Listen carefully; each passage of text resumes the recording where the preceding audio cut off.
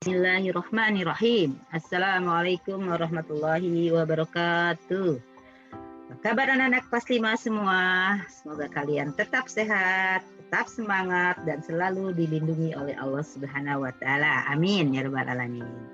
Anak-anak sekalian, kita masih semangat ya untuk belajar? Baik, kita siapkan semua bukunya ya.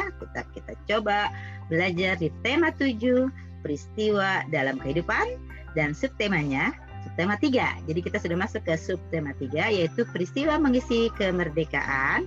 Kita hari ini belajarnya tentang pembelajaran 1 dan 2 ya, kelas kalian kelas 5 SD. Baik, sebelum mulai mari kita baca basmalah bersama. Bismillahirrahmanirrahim. Anak-anak, hari ini coba kita akan belajar tentang muatan bahasa Indonesia. Apa saja? Yuk kita lihat ya nak ya. Dalam pelajaran bahasa Indonesia kali ini, ya kita akan lihat tentang surat undangan. Apa sih maksudnya surat undangan ini? Surat undangan itu adalah berisi pemberitahuan dan permintaan kesediaan seseorang untuk menghadiri suatu acara atau kegiatan. Jadi surat undangan itu adalah mengundang agar orang mau hadir dalam acara atau kegiatan yang akan diadakan. Ini namanya surat undangan. Kemudian ketika kita menulis surat undangan harus menggunakan bahasa yang paling efektif ya, disebut dengan kalimat efektif, yaitu bagaimana? Singkat, padat, dan jelas. Jadi semua orang ketika orang yang membaca tentang surat undangan tersebut, tujuannya agar yang membaca itu dapat segera mengerti isinya. Jadi tidak bertele-tele ya, tidak bertele-tele, tidak lebay kalau anak bilang ya, to the point. Jadi singkat, padat, dan jelas. Dalam bahasa Indonesia, dalam undangan ini, surat undangan ini kita mengenal ada di salah satu buku di salah satu sumber buku adalah ada 3 macam ya, tapi nanti kita lihat ya. Yang pertama adalah undangan resmi ya, surat undangan resmi atau dinas. Undangan yang mengatasnamakan sebuah instansi atau organisasi dan kedinasan. Jadi resmi. Biasanya dipergunakan untuk kepentingan kedinasan. Ya, jadi yang pertama, jenis surat undangan itu adalah surat undangan resmi atau dinas. Nah, ada yang membagi ya, surat undangan yang jenis kedua itu adalah surat undangan setengah resmi. Ya, undangannya mengatasnamakan perorangan yang ditujukan kepada perorangan maupun atau instansi atau organisasi. Jadi ada yang setengah resmi. Dan yang ketiga adalah surat undangan yang berjenis tidak resmi. Ya, undangan yang mengatasnamakan perorangan yang ditujukan kepada perorangan untuk kepentingan perorangan, ya, seperti undangan syukuran, undangan perayaan kelahiran dan sebagainya. Jadi ada yang membagi 3 macam. Tapi ada juga yang membagi surat undangan itu cuma 2 macam saja, yaitu undangan resmi atau dinas dan surat undangan tidak resmi. Ya, tidak masalah, yang penting kita mengetahui tentang perbedaannya. Nah, ini dia, kita lihat bagaimana perbedaannya dari surat undangan. Kita perhatikan, ini adalah surat undangan resmi tentunya. Kenapa? Lihat, ada kepala surat. Ini namanya kepala surat, ya. Kemudian ini di bawah kepala surat itu ditujukannya nih kepada YTH Bapak Hermawan ya. Ini alamatnya, nama dan alamat tujuan. Jadi nama orang dan alamat tujuan. Kemudian ini yang kedua ya, bagian kedua. Bagian pertama kepala surat, bagian kedua ada nama dan alamat tujuan. Nah, bagian ketiga adalah pembuka surat. Ya, dengan hormat, selamat siang, assalamualaikum, itu adalah pembuka surat. Kemudian bagian keempat dari surat resmi atau dinas ini adalah isi surat. Ya, isi surat itu isinya apa? Dari mulai menunjukkan hari dan tanggalnya. Kalau di sini undangan kepada Bapak Hermawan ini resmi ya untuk menghadirinya, yaitu hari Minggu tanggal 30 Oktober gitu misalnya. Waktunya dijelaskan jam berapa, tempatnya di mana, keperluannya apa. Di sini ada ya pembahasan pembangunan jalan dan seterusnya misalnya. Nah, ini adalah isi surat. Kemudian bagian yang lainnya adalah penutup surat. Jadi ada penutup surat. Sudah diungkapkan isinya, ya kemudian dengan kata-kata demikianlah undangan kami sampaikan. Terima kasih, assalamualaikum misalnya. Itu adalah penutup surat. di sini pun bagian keenam ya, bagian keenam adalah tempat dan tanggal surat. Jadi kapan surat itu dibuat ya di kota, biasanya kota ya, misalnya Bekasi ya 25 Oktober misalnya, atau Jakarta gitu. Ini ada tempat ya, tempat dan asal atau tanggal surat. Bisa juga negara, misalnya Indonesia gitu, bisa ya, bisa kalau ditujukan kepada ke luar negeri ya. Kemudian apa? Di sini ada pembuat surat. Jadi bagian ketujuh ya, ketujuh betul. Ketujuh dari surat resmi ini ada disebut dengan pembuat surat. Nah, bagian-bagian ini atau komponen kepala surat ya, nama dan alamat tujuan, membuka surat, isi surat, penutup surat, tempat dan tanggal suratnya, pembuatan surat ini biasanya inilah yang disebut dengan surat resmi ya nak. Bisa juga ada nomor suratnya. Di sini tidak tercantum ya. Biasanya juga ada nomor suratnya. Jadi surat itu kapan dibuat itu ada tanggalnya ya, ada seperti itu. Tapi itu masuk ke dalam kepala surat ya. Oke. Surat itu juga ada kop ya, perhatikan nih, kita bandingkan sama ya, nih isinya sama, kita cuma memperjelas saja. Misalnya tadi ya, coba tebak ini apa? Nah ya betul, ini adalah kepala surat. Kemudian bagian ini adalah iya betul, nama dan alamat tujuan. Yang ketiga betul, pembuka surat. Nah yang keempat, nah ini apa isinya? Nah iya betul, isi surat. Dan yang kelima ini adalah tentang penutup surat. Yang keenam apa? Tempat dan tanggal surat. Dan yang terakhir adalah adanya yang membuat surat. Nah ini yang disebut dengan surat resmi. Jadi surat resmi itu yang paling terlihat membedakan dengan surat-surat yang tidak resmi atau setengah resmi atau tidak resmi ya, itu adalah kepala suratnya ya, ada kepala suratnya dan juga ada biasanya nomor surat ya, ada nomor surat gitu, seperti itu. Nah, sekarang kita lihat nih yang tidak resmi, yang setengah resmi ya, setengah resmi itu perhatikan, ini undangan juga bentuknya, tapi dia tidak ada kepala surat ya, ini adalah surat undangan setengah resmi, juga tidak ada tadi tidak ada nomor suratnya ya, seperti itu. Oke, adapun surat yang tidak resmi, misalnya surat yang tidak resmi itu biasanya mencantumkan penggunaan bahasanya. Yang pertama biasanya tidak bukan bahasa formal ya, bahasanya itu lebih bahasa pergaulan, lebih kepada mempermudah sampai. Ini misalnya ada pentas seni, nah ini undangan tapi tidak resmi. Kenapa? Tidak ada kepala surat ya, tidak ada kepala surat, tidak ada nomor surat ya. Kepada siswa-siswi SD Nusantara, ayo hadirlah saksikan pentas seni tanggal 1 nah, gitu ya. Ini contoh surat resmi.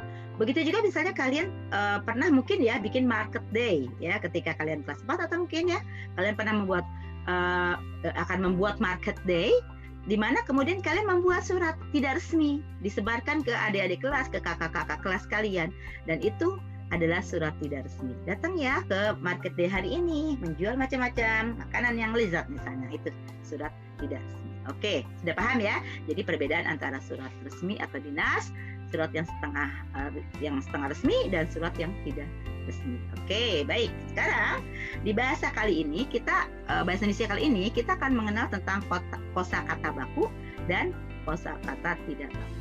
Ya, kata-kata yang baku dan tidak baku. Di buku kalian ya tentang kegiatan mengisi kemerdekaan negara Republik Indonesia itu ada beberapa kita temukan kosakata bakunya ya, misalnya merdeka. Merdeka artinya bebas dari penghambaan, penjajahan dan sebagainya, berdiri sendiri, itu merdeka.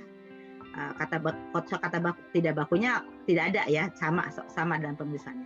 Generasi artinya masa orang-orang satu angkatan hidup. Nah itu misalnya ya. Nah ini sekarang kita lihat ada perbedaan antara kosakata baku dan tidak baku. Di sini kita lihat kualitas. Ya kita perhatikan kualitas itu artinya derajat atau taraf kepandaian, kecakapan dan sebagainya atau mutu. Kita perhatikan dalam kosakata baku kualitas ditulis dengan huruf U. Tetapi dalam kosakata tidak baku kualitas ditulis dengan W, huruf W. Jadi beda di sini ya, ada W berarti dia kosakata tidak baku, kalau kosakata bakunya ditulis ya, ini ditulis dengan U. Jadi tulisannya berbeda. Mungkin bacanya sama, kualitas. Tapi kalau kita menuliskan dengan menggunakan U, itu adalah kosakata baku. Apabila ada yang menuliskan kata kualitas itu dengan W, berarti itu kosakata tidak baku. Begitu juga teknologi misalnya. Teknologi ini kosakata bakunya tulisannya TEKNOLOGI ya. Ini adalah metode ilmiah untuk mencapai satu tujuan praktis atau ilmu pengetahuan terapan. Nah, kosakata yang tidak baku biasanya mereka menulis menggunakan kata pakai H ya. Jadi teknologi. Menggunakan H. Ini adalah kosakata yang tidak baku kalau seperti ini, tidak sesuai dengan kamus besar bahasa Indonesia. Nah, kalau dalam kamusnya itu tulis dengan teknologi, ya, tidak menggunakan H. Begitu juga misalnya ada yang menuliskan sejahtera. Nah ini sejahtera, ya, mungkin bacanya sama sejahtera, ya sejahtera. Tapi nulisnya sejahtera, ya. Ini tidak baku, kosakata tidak baku. Yang baku bagaimana? Sejahtera. Nah, artinya aman, sentosa, dan makmur. Atau selamat, ya, terlepas dari segala macam gangguan. Kita tulisan kosakata bakunya sejahtera. Adapun yang tidak bakunya sejahtera. Oke, jadi banyak sekali dalam penulisan, ya. Kosakata kadang-kadang tidak baku. Ya, tidak baku itu tidak sesuai dengan kosakata bakunya, yaitu yang ditulis dalam kamus besar bahasa Indonesia. Ya, jadi kita paham ya bahwa kita belajar tentang kosakata baku dan kosakata tidak baku. Nah, oke. Selanjutnya kita masuk ke pelajaran IPS ya. Muatan pelajaran IPS kali ini adalah tentang mengisi, ya, kegiatan mengisi kemerdekaan negara Indonesia. Jadi kegiatan mengisi kemerdekaan negara Indonesia. Apa saja? Baik, kita perhatikan. Nah, sebelum kita melihat atau mengetahui apa saja kegiatan untuk mengisi kemerdekaan negara Indonesia, kita ketahui dulu bahwa tujuan dan cita-cita Indonesia, ya, yang tercantum dalam Pancasila dan Undang-Undang Dasar 1945. Tujuannya, ya, adalah mewujudkan keadilan dan kemakmuran yang merata bagi setiap masyarakat Indonesia secara material maupun spiritual. Jadi secara material, secara fisikal, ya, atau secara benda fisiknya dan spiritualnya, kejiwaannya. Jadi tujuan Indonesia merdeka itu dalam Pancasila dan Undang-Undang Dasar 1945, yaitu mewujudkan keadilan dan kemakmuran yang merata. Yang merata itu berarti rata semua masyarakat yang dia sebagai rakyat Indonesia, maka harus mendapatkan keadilan dan kemakmuran, ya, baik material maupun spiritual. Itu tujuannya kemerdekaan kita Indonesia, ya. Tujuan dan cita-cita tersebut menjadi dasar pembangunan nasional Indonesia setelah merdeka. Jadi setelah merdeka maka harus kita harus mewujudkan, yaitu tujuan dan cita-cita tersebut.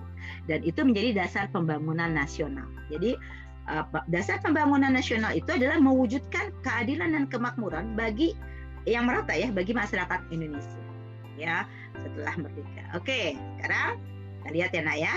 Pembangunan sarana dan prasarana di berbagai bidang dilakukan untuk menunjang kegiatan masyarakat dalam rangka meningkatkan kualitas hidup dan manusia, ya, guna mencapai kesejahteraan. Jadi misalnya contohnya apa? Banyak, Nak. Misalnya apa? Oke, kita ada pemerintah membangun jalan misalnya, ya, baik jalan provinsi, ya, maupun jalan kota ataupun jalan kabupaten atau mungkin jalan-jalan yang lebih kecil lagi. Itu dibangun. Untuk apa? Untuk agar supaya masyarakat Indonesia mudah, ya, mobile, mudah bergerak, ya. Gitu juga dibangun gedung-gedung, dibangun tempat ibadah, masjid misalnya, dan seterusnya. Itu semuanya dalam rangka apa? Pembangunan fisik, ya, atau material. Untuk apa? Kesejahteraan, untuk kesejahteraan. Oke? Ya. Nah, sekarang bagaimana peran pelajar dalam mengisi kemerdekaan? Nah, kalian adalah pelajar. ya. Kalian adalah pelajar. Pasti dong tahu apa sih peran kalian dalam misi kemerdekaan? Tahu kan semua? Ya, pelajar itu merupakan salah satu warga negara. Ya, karena kalian adalah bagian atau salah satu warga negara, maka kalian pun punya haknya ya sebagai warga negara, yaitu apa? Diberikan kemakmuran dan keadilan, ya, memiliki peran dan tugas yang harus dilaksanakan untuk mengisi kemerdekaan. Jadi punya peran dan tugasnya sama ya seperti itu. Nah, di sini ya sebagai generasi penerus bangsa, para pelajar dituntut bekerja keras dan belajar. Ya, jadi bekerja keras di sini adalah artinya belajar dengan sungguh-sungguh untuk meningkatkan kualitas dirinya. Tuh tulisannya, kualitas dirinya. Jadi kalian itu bekerja keras dan belajar, ya. Jadi bekerja keras itu dengan dibuktikan dengan belajar yang sungguh-sungguh, ya. Perlu diingat, belajar tidak hanya dilakukan di lingkungan sekolah, apalagi sekarang ketika pandemik. Kalian dipaksa untuk belajar di rumah. Kalian diharuskan untuk mengikuti pelajaran, mencapai kurikulum di sekolah di rumah. Karena memang ini adalah yang terbaik agar mampu mengurangi penyebaran virus saat ini. Maka kalian harus belajar di rumah. Jadi memang belajar tidak hanya di lingkungan di sekolah. Jadi memang udah ada ya. Nah, ketika pandemik tidak ada, misalnya belajar yang bukan di sekolah itu, misalnya melalui kegiatan kemasyarakatan ya, untuk mengasah rasa peduli dan cinta tanah air kan. Ya, misalnya kalau kakak-kakak itu belajar di Palang Merah Remaja, ikut ya PMR. Kalau kalian sih ikut pramuka ya misalnya. Atau kalian menjadi duta seni. Ya, kalian pernah ikut lomba puisi, lomba tari, atau lomba-lomba kegiatan kesenian, itu adalah kegiatan belajar namanya. Ya. Begitu juga misalnya kalian pernah ikut lomba olahraga, baik yang tingkat kecamatan maupun tingkat kota misalnya. Ya kalau di kita di sekolah dasar ada OSN ya. Ya OSN. Nah itu adalah kegiatan untuk apa? Untuk belajar juga ya. Ini adalah kegiatan yang berdampak apa? Baik bagi peningkatan kualitas diri pelajar. Karena kalian pernah menjadi lomba olahraga, misalnya catur, lomba bola ya, futsal, atau lomba-lomba lain, maka kalian akan meningkatkan kualitas belajar kalian sendiri. Ya, ketika misalnya kalian juara, ketika juara di turnamen di tingkat kota misalnya, maka biasanya ketika kalian nanti misalnya mau masuk SMP ya, kalian mudah itu. Kenapa? Karena kalian punya punya sertifikat lah ya karena pernah juara. Nah, begitu juga ya harus diketahui bahwa dengan kegiatan-kegiatan tersebut ya yang positif, tujuannya apa? Agar supaya terhindar dari kegiatan yang negatif ya.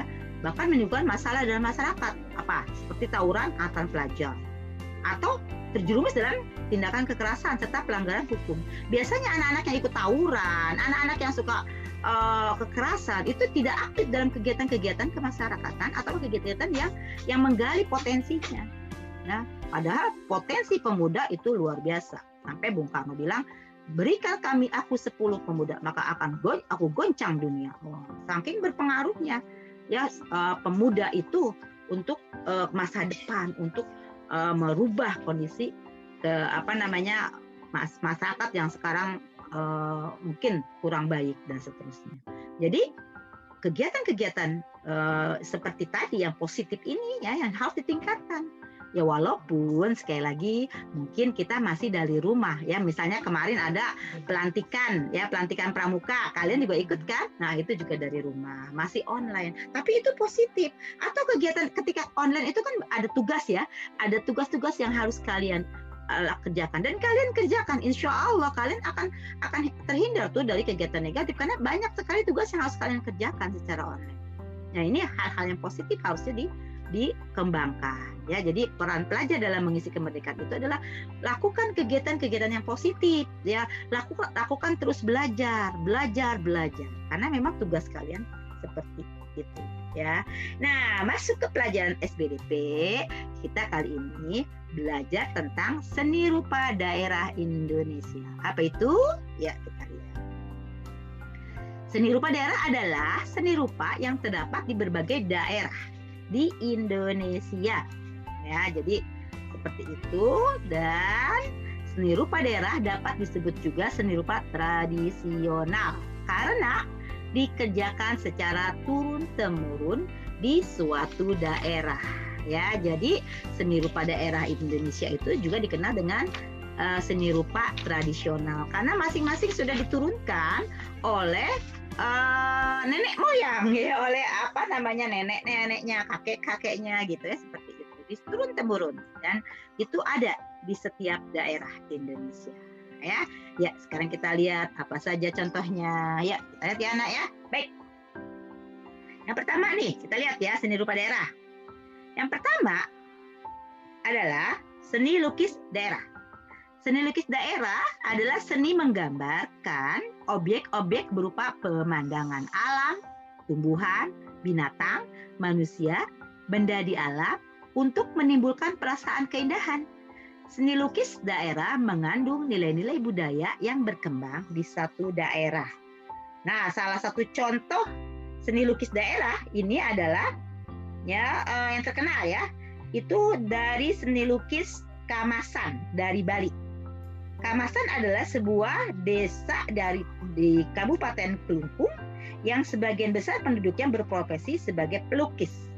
Seni lukis Kamasan merupakan seni lukis ya klasik yang biasanya bertema kisah pewayangan, kehidupan bangsawan atau dongeng binatang.